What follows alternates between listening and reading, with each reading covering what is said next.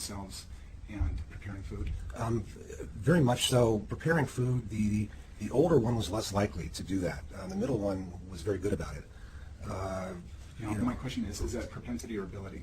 They did it. I mean, they just, when they wanted something, they'd make it, And their abilities to communicate, were they fully communicative? No, that's one of the areas where you can talk to them and you can easily get points across to them, but they don't communicate back in the normal sense. Some have accused me of that. Now, it says in paragraph 7, and I'm referring to the same document, the marital settlement agreement, that the wife provided a role as a caregiver of the children almost at full-time basis. That's true. So during the course of your marriage, she in fact was a full-time care provider. Except for the several years that she was working outside the home in that time frame. And then in that case, they were going to school, and my parents would take care of them after school. And there were several years of that. But at the time the marital settlement agreement was entered, was Ms. Clark earning any income? No, not at that time. My income was very, very large at that time. It was not necessary.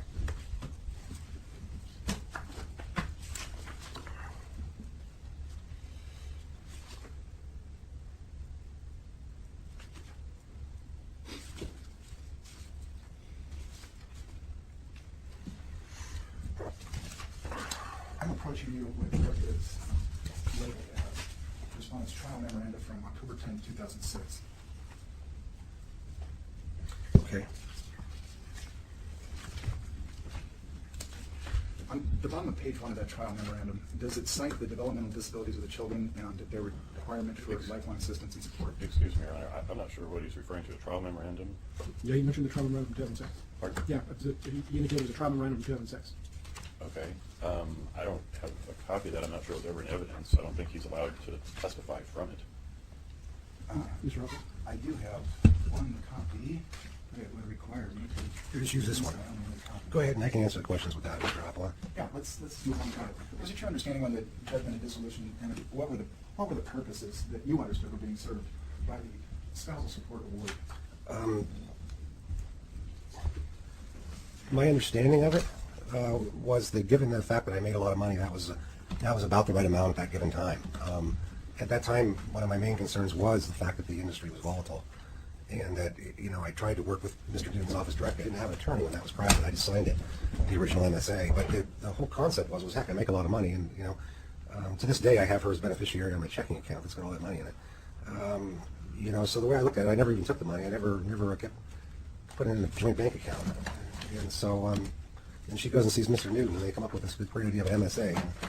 And then Amy told me that if I sign it, we can get back together. So I signed it, and we never got back together. She got filed, and here we are today. But it's because I made a lot of money back then, and that's why I have to pay that. It's because my income was good. That's what the whole thing was based Some on. more pointed questions. Did you believe that part of the spousal support award was to allow her to enjoy the lifestyle she enjoyed while the parties were married? That's a leading question, Your Honor. Was sustained? Yeah. Okay. Do you want to rephrase? Should I? So just generally, why do you think the spousal support was set at the moment of the Everything I could view at that time, given the fact that I was making almost $200,000 a year, that actually, even though it seemed excessive, that's one of the reasons I signed it, was because once he started off at $11,000 a month. That was what his first draft showed. I got it down to the $5,500 a month, and I thought that was excessive. But then, after researching it, I found that really with that income, it's not all that excessive. Objection, Your Honor. I don't think it's germane that he's proceeding to go back to the reasons he perceived. Yeah, I think what John was getting at is the substantial change in circumstances. The circumstances have changed. It was all based on income. I mean, for gosh sakes, Mr. Newton, don't you remember the $11,000 Hold on, a hold on. year? Respond to the question. So, yeah, Mr. Harbaugh asked questions. After that general judgment of dissolution was entered, your employment situation changed. Is that correct? Oh, the industry right away, it was in the news. I mean, there was the meltdown. What year are you referring to? The meltdown really clinched in around 2008, mid-2007, 2008. That's when it really hit. Okay, so tell me, at the time the dissolution was entered, you were still working with Allegiance, correct? Right. And then why did you leave Allegiance? Well, Allegiance ended up turning into McKinsey Funding, which ended up, I just went out of business, basically. There. Were all the employees terminated? Yeah, the company just shut down. And at that point in time, were you working on commissions? Commissions, Basis? 100% commissions. 100% commission. So were you unemployed for a period of time? No, after Allegiance? no, I saw it coming, and so I bailed. I went to work for Wells Fargo based on the recommendation of somebody else I had worked with in the past. Tell me what your position with Wells Fargo was. At Wells Fargo Home Mortgage, which is a separate entity from Wells Fargo, Were you a mortgage mortgage broker. Well, it's a loan officer, now it's called a mortgage originator. Now, I understand that loan officers, their position is different than a mortgage broker. Can you explain the difference to me? Well, the functional difference is there isn't a functional difference in the consumer's eyes. It's somebody who makes them a mortgage, their contact on a mortgage loan. There's technical differences, but it's kind of outside. It's too technical. Were you on a commission-based? Yes. So was it 100% commissions at Wells Fargo? For the first year and a half I was there, it was 100% commissions. But then they put in a minimum wage that was recaptured from later commissions when they were forced to by the federal government. So what they would do is they would then give you a $12 an hour minimum wage, but recapture it from later commissions. So they kind of did an end run around the Department of Labor, was my allegation. And the last year that you received income from Wells Fargo was, 2011. do you recall what your income was in 2011? Or roughly $50,000. Maybe a little less.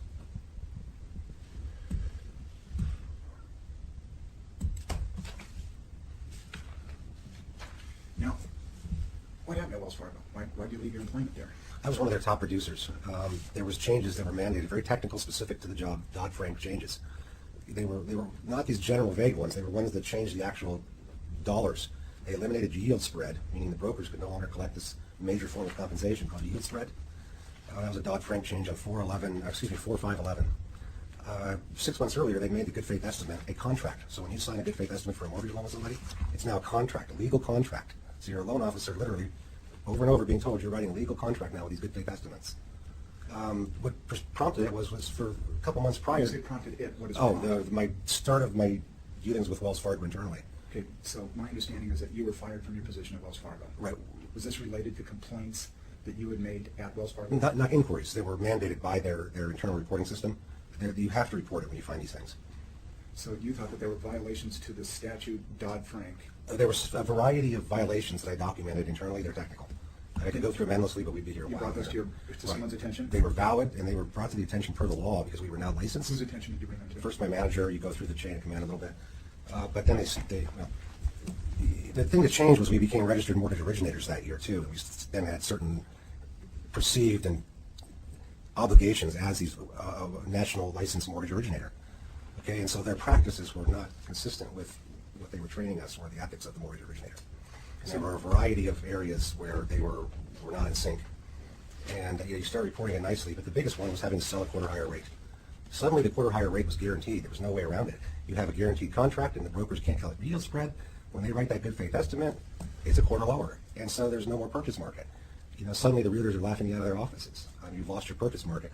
That's what I was complaining about. The digression into all the complaints you had against Wells Fargo. Well, they're very specific to the function Actually, like that. recite your answer again to who did you complain about? To my manager, but then right away they just tell you to contact their human resource department. And when I didn't know about human resource department, I figured, well, why am I calling these people? They don't know anything about my job. Well, their job's to get rid of you. Well, wait, it's Oregon. You can just fire me, you guys. But you just kind of go with the flow. It turns out that 2 weeks after my initial complaint, they brought these attorneys called Ogletree Deacons in while I was still employed. I didn't have any idea they were involved as early as early May of 2011. So once you go to Des Moines, they just get there. It's like a conduit directly into their attorneys or something. Next thing you know, 3 months go by and I get fired. So when were you fired? June 28th. My initial inquiry into the rate differential was April 19th. Of what year? Same year. With that 2011. And it was pursuant to that very technical, job-specific change that eliminated broker yield spread, causing the rate differential to be guaranteed.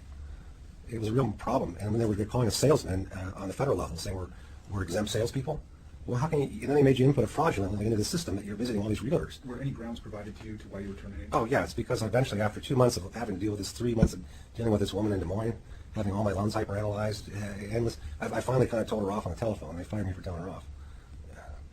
Did you use unprofessional conduct? Well, they claim, my view of it is that the voice on the telephone that doesn't know me has no idea what my job is, and I'm a licensed person.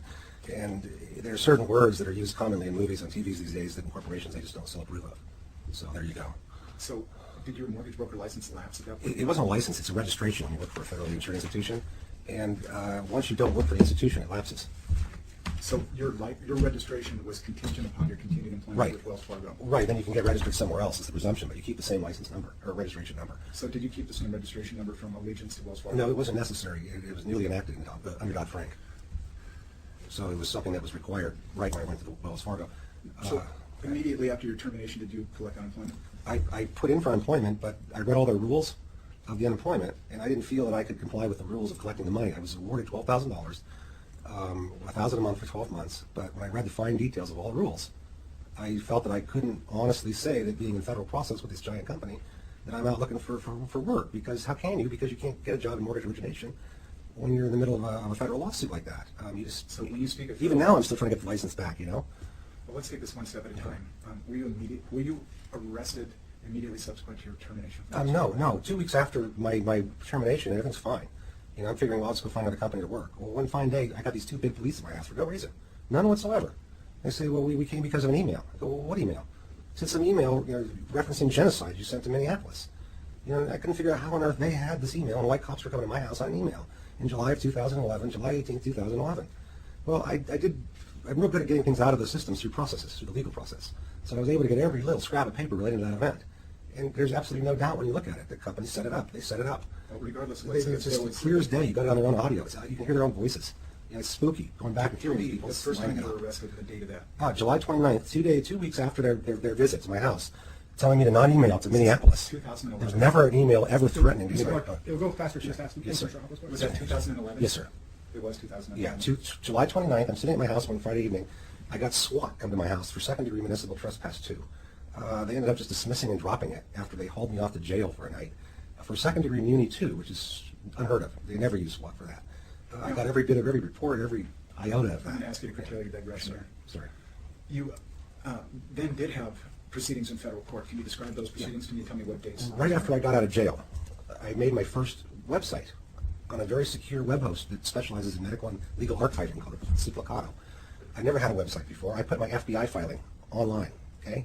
And I notified the Wells Fargo attorneys. I said, you guys, I put this online, this FBI filing. Within 3 days, 4 days, they got me in federal court on an emergency basis for releasing trade secrets and client confidential account numbers. There was 10 mortgage loan numbers in the package to the FBI, and they're recorded on deeds of trust. They're public records. They're not confidential. The attorneys. I don't want to digress into the details, sir. What was the proceeding was brought against you? Right, within days of me notifying them, and then right after that, I took it off because I figured, well, heck, this ain't worth it. Well, they don't stop. They keep going. You know, they're allowed to infinitely bill out the fees to the company, so they just keep going. Was there an order issued in that case? That I had no ability to gain representation. There's a little more. Responsive. Oh, sorry. Yeah, so just go ahead and. Not so I have no real knowledge of what the outcome of that case is. I really honestly don't. I had no attorney representation. It was an emotional time. Everything that could go wrong in a person's life was due to this. And for 2 years, all I did was cry out about what happened in 2011. It didn't end well so far. I have a certified copy of an order from Wells Fargo Bank versus Andrew Clark defendant in the United States District Court of the Eugene Division. Was that in fact the order? That was Oh yeah, there was these orders.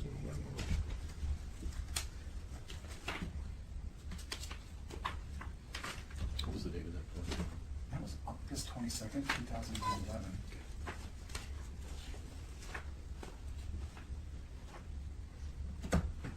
Yeah, it's I don't. I'm. Do you recall what you were required to do as per the order?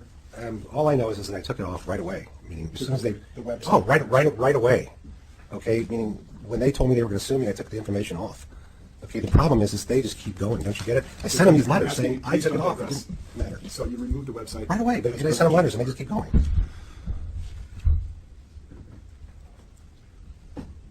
Thereafter, were you involved in further legal proceedings? While employed, due to their treatment, I had filed for and received a number for an OSHA complaint, and so there was a labor court thing. There was never a hearing. I've never had a trial or a meaningful hearing on any of these issues. Never. There's not one iota of anything that's been argued in front of my peers on any of this. So you had an OSHA OSHA, proceeding. Were there any other proceedings No. subsequent to that? Oh no, except for the latest go around with their attorneys up there. Did you? I'm speaking generally. After August 29th, 2011, what was the next legal proceeding you were involved in? Well, the next one after that was a hearing to have my guardianship removed. That happened almost instantly. You know, I felt that was tied in through what I call proximate cause, meaning, you know, hey, we're on the same time frame here and they're related. So this is. I want you to tell me. You mentioned earlier that there were grounds raised regarding your fitness. What was your fitness at this point in time? My fitness has been generally excellent. No, I'm speaking as of I'm going to August. object to that, why 29. we're talking about the guardianship proceeding, where he was removed as guardian, unless there's some relevance that I'm not. I think were you asking just a general question about his fitness? At that point in time. Okay, so you're using that as a timeline, not whether he's fit to be a guardian or not. Correct. Right, So right, overruled. right. I was anguished. Had a lot of anger. Not any physical anger, just mental, normal human emotions. Did you seek treatment, therapy? I don't remember. I don't have a job. It's not easy to take money that you're paying $5,500 a month out. No is the answer. Did you have health insurance? No, and I don't feel that stuff's that useful. If your circumstances are truly dire, you have to deal with your circumstances. You can't go rush to some doctor. You have to deal with the dire Do circumstances. you currently have health insurance? Not currently, no. When's the last time you had health insurance? Last time I worked was 2011. So, the easy question is, why didn't you pursue another line of work? Or what efforts did you make to return to work after your termination? The federal lawsuit went on for over a year. During that time, they managed to send police to my house a couple times, the federal marshal to my house, always to my house, always alleging that I faxed or called somebody, always there was something like that. Very harassing. I felt that it was a terminal or an existential threat to what they did to me. And so my view at my age, and knowing what I know about how things, I believe, were intended to work versus how they actually ended up working, you have to cry out. I mean, it's an existential threat. People look you up, they Google you, they go Andrew Clark, Eugene, Oregon, and up this stuff comes right away. When you say this stuff, are you talking about the federal court? Right, as an proceedings? example, remember in your office just the other day, we did that. And what it is that it prevents you, employers always check these things. But a lot of it's the time frames. I mean, for example, I took the test for the mortgage licensing. I received the December scores of 92 and 95. When you say you took that test, that was this last December, Right. 2013? Right. Once the federal situation was all underway, and then I saw an end in sight to some of these other issues. The point being is that Now tell me, I want to talk about this, because how did that differ from the registration that you had with Wells Fargo? it's a much more exhaustive test, a much bigger test. It's a formal mortgage license. You have to This is get a a license that would remain with you regardless who you're employed by. Right. Is that correct? Right, And you exactly. had this at any point in time prior in your No, employment history? no. So this is completely... It was all new starting around April-ish 2011. And December 2013 is it's over 2 years since, almost 2.5 years since you discontinued work or were terminated from Wells Fargo. Why did it take you 2.5 years to retake this license exam?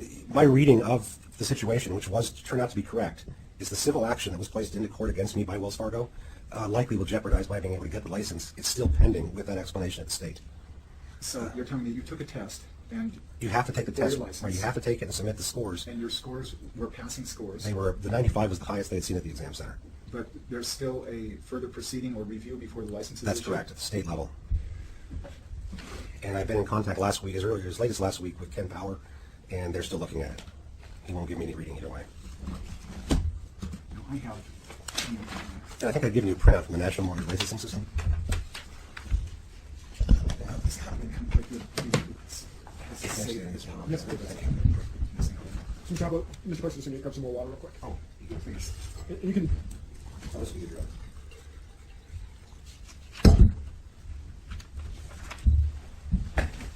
I'm approaching you with what's labeled Safe Mortgage Loan Origination Test State Compliant Oregon Content. Are you familiar with it? Absolutely, I took the test, got 92. Okay, as I look through the requirements for the license, I look under, it appears to be C1, the criminal convictions I'm fine. can stand in. Absolutely. No, I'm fine. I'm good to go. As soon as I saw an end in sight to that we're still not, I don't want to talk about anything else. Point being is that the issue is the civil. Mr. Clark, let Mr. Hopper ask a question. Please. So, is it a part of the licensing requirements by your understanding, looking at that document, that you will be evaluated for whether or not you have criminal convictions? And I'll be fine. Yes, There's another I've already question. passed that portion of it. Okay, Meaning I've already been cleared by the NMLS for that. And that document I gave you shows that they'd already submitted my fingerprints back to the FBI and cleared that portion of my license. So, are I'm there cleared. other hurdles that stand Civil, between you and your... the Wells Fargo civil matter. That's the hurdle right now. Okay, so And that's clearly documented in that system printout that I gave you. let me understand. There was a case brought by Wells Fargo against you in U.S. federal court. In 2011, Has there been a subsequent case that you have filed in federal court? September 3rd, 2013. Racketeering.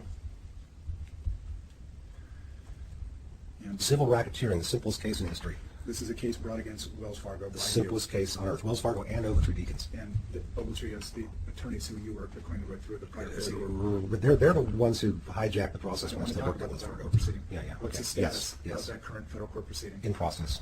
Was that federal court proceeding stayed for a period of time? Yes, it was. And why was that federal court proceeding stayed? I for a believe period one of the time? parties asked for it to be stayed, but I'm not sure. Were you in criminal proceedings in Yes. state courts at that point in time? Yes, and I believe it was related. I was told by an attorney, Paul Berg. Objection. No, it was. Yeah. Sustained. Just answer the questions, we'll be okay. If there's anything more you want to tell me, we can get that out later. Thank you. Did you, in fact, plead to a conviction in the state court proceedings, I criminal did. court proceedings? After 6 months. Your I Honor, I did. object to this. He's already said it doesn't affect anything, and I think if I brought up a misdemeanor or criminal matter, it would probably be objectionable. Overruled. What was the conviction you pled guilty to? I pled guilty on again, I don't, right, it's an uncomfortable topic because the Just go same ahead. judge is sitting here. I got it. I really have some discomfort with that. Okay? I can't say anything about that hearing in my view of respect for this man, am I right? Well, you want to take a break and maybe talk to your client about that situation? Oh, no, I was just saying the very charge that you pled guilty to. I don't want any other details. Okay.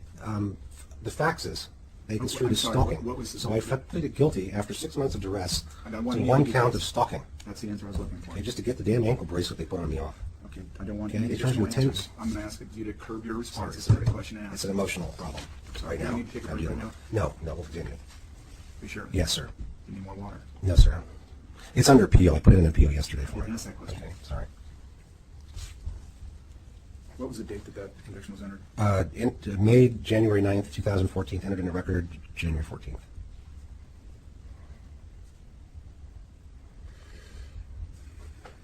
And you currently have a case pending in federal court where you are the plaintiff. One so far, there'll be more. At the rate we're going. Do you have an attorney representing you in your We're working on that. currently? We're working on that currently. I just need a yes or no. Yes. Do you have a representative in that federal Well, court? you've indicated you'd like to come on board, but The answer. Currently, do you have an attorney in U.S. federal? no, court as of this day, formally I do not, but we've been talking. Thank you. Now, I would like to spend some time talking about your assets. Let's go. So, since the date of your termination from Wells Fargo, have you had any employment income? No employment income. Have you had any interest income? No significant amounts of interest income. No. I'm going to walk through some of these questions just piece by piece. So, if I leave anything out, And before you get going on that, Mr. Clark, so Mr. Clark, this is the time where I'm going to be taking notes about numbers and stuff like that to calculate my income. And so my guess is the way Mr. Travel's going to answer the questions. He's going to ask me very specific questions, so I can write that down. And if you give him very specific answers, I can write that number down. It'll be much easier for me. Does that make sense? Yes, in other words, trying to give you a very specific, precise number. And Mr. Well, Outlaw, just a very short answer. certainly. And if I don't have a right number because I'm up here without the paper, you Yeah, have it. yeah. Thank you. you're getting instruction from the court to encourage you not to talk too much. I think I got that, Okay. and I appreciate it. Thank you, Your Honor. I understand that you own property. Yes, Okay, let's talk about your property that you currently own. What property do you own? 3270 Stony Ridge Road, Eugene, Oregon, primary residence.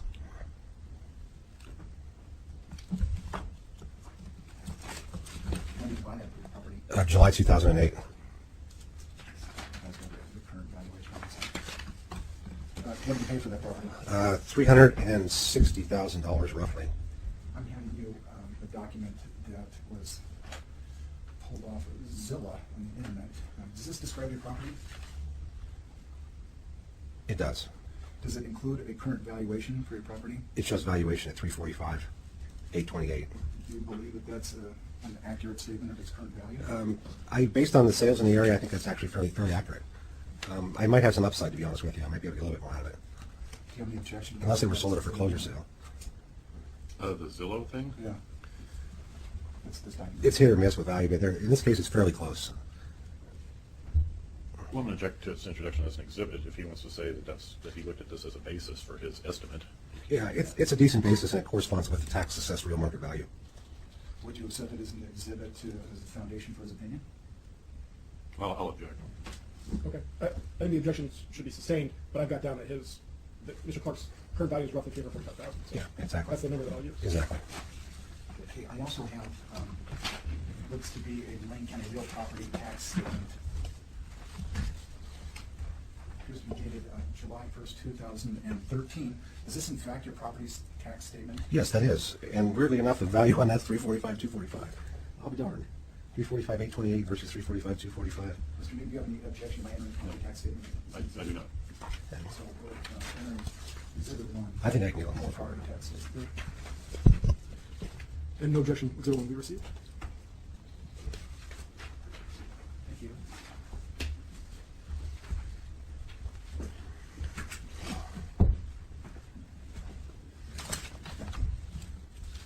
Do you own other property as well? I currently I have a half interest in a property in Argentina that I bought on a somewhat emotional basis back in 2008. Let's get the answers to the question. So, what was the year that you purchased a property in Argentina? Roughly early 2008. Sorry about that. Not at all. They've given us new devices, and I didn't turn off the sound. That's right, go ahead. This has been provided to us. I'm approaching you with a document that's written in Spanish, so I have no idea Right. what it says. I don't It either. says actuation notario. You know, when I turn to the last page, I see a dollar amount of $115,000. Can you explain to me what this document is and what that number A is? copy of the deed, and then we paid $115,000 for the property. There's always fees associated with everything and everywhere in the world. So explain to me who we is. Me and Mirta Strugo. I'm sorry, who's Mirta? She's my domestic partner. You're unmarried, but you're together with the Right, mayor? right, correct. And her last name is what? But again, it's Strugo, but I like to keep other people out of the record, you know. Thank you, I appreciate that. And how long have the two of you been together? So about 8 years. About 8 years. And do you live together at the Stony Ridge residence? Yes. Is she on the title for the Stony Ridge No. residence? Does she have any children? One child. What's his age? His age is 17. So has he lived there with you for the last 8 years? as Yes. well? Okay, so when you say we, does she share an interest in this Argentina Yes. property? Is her name on the title of this property? Yes. And is your interest equal to her interest? Yes. What do you believe the current value of this property is? It's again, if you've had a news article about the Argentinian peso collapse, they have economy that goes like this. It goes up and I'm down. asking about your belief. At last time we tried to sell it, it was $200,000. 200,000, so Right. it had appreciated in value? Yes. However, everything changed a year and a half ago when the government suddenly required all property sales to be denominated in pesos rather than dollars. The news is full of material. I gave you some of it about how right now it's just impossible to liquidate properties in Argentina. So do you believe that this property is liquid, that you could convert it to American dollars? Not at this point. You wouldn't have anything left by the time you were done with it. We've checked into it. Do you currently receive rents from this property? Very minor amounts, several $100s, which just really covers the taxes and the maintenance. Do you have expenses related to this? Taxes and property? maintenance, and again, the rent just pays that. Do you have any interest payments on this property? No. Do you have any interest payments that you make on the Stony Ridge property? No. Is there any objection to entering that declaration of deed on the Argentina property? I have a question in aid of objection, and the question would be, I don't see Mirtha Strugo's name on this deed, and you testified that she's half owner, and There's maybe more portions to it. There may be more to the deed that I don't have. so this is not the complete deed. In fact, it may not even be No, it's- what's an actual deed. It is. And what I'm telling you is correct. Whether this paper reflects it or not, I didn't see her name on this either. All I know is that if I gave people what I had, and if I don't have that other piece, and I come here to court and honestly tell people what it is, take my word for it. It's Mr. fair. Clark, tell me at the time of purchase, did Mirta pay for a portion of the home? No, it was our investment together. So no, she got essentially the entrance to what appeared to be a good investment at that time, and still is a good investment once they unfreeze the currency. Is she from Argentina? She is from Argentina. Did she help you identify this property, select this property? Yes. And purchase it? Yes, her family did. And she, yeah, go ahead. I'd like to offer the best evidence that I have of the Argentina property as Exhibit 2, if there are no objections. I object because he said it's not the entire document. Again, this shows you that I do have a property We have an interest. objection, President. No. Objection. So the objection will be sustained. What I've got is, they paid $115,000 for it, that the value, the last time they tried to sell it, it was more than a year and a half ago, was $200,000, and that he has a half interest in it. Right. Testimony of that. Thank you. And that there are rents, but they essentially equal the taxes. And they're small, by our standards. Do you own a portion of a limited liability corporation? That's correct. What corporation is that? Clark Properties LLC. My parents own forest land in Cottage Grove, and that's their, they've set that up back in the 90s as an inheritance tool. It's So a is this non-liquid in asset fact to me. the property they live on? That is the property I live on. Is it a timbered property? A timber house. Are there any other assets associated with this corporation? No. And are your parents both alive? Yes. Do they own the majority share of this corporation? No, they've assigned shares of the corporation to each of the 4 of the siblings. But we have absolutely no control, no say, no nothing over what the corporation does. It's entirely held within my father and mother. What's your share of the corporation? 25%. And it may be worth saying, oh, go ahead. You can ask me the question of what it's worth if you want. Oh, sure. Tell me what you. I believe it's worth probably about $800,000-900,000, that portion of it. But the key is that I'm it's sorry. Can you clarify the total value of the corporation? Is no, $900,000 no, my share. per share. Right, but it's non-liquid. I mean, it's not like I can say, well, I'm going to go cut trees down today. I have no control over it. My mother, if my dad passes away first, which is likely, my mother can undo the whole thing, which she's repeatedly threatened to do. You see, it's their thing. It's just a matter of they're It's okay to happening. sit there. If I don't have a question for you, All right. just go ahead and remain silent. Thank you. Remember, everything you can say can. There you go. That's true. There you go. Oh, God. Now, I want to ask you about any distributions that you've received from the LLC. Are they reflected in your tax return? It should be. They're sporadic. They vary in amount, and they tend to be small. I have what says 2012 1040 U.S. individual tax return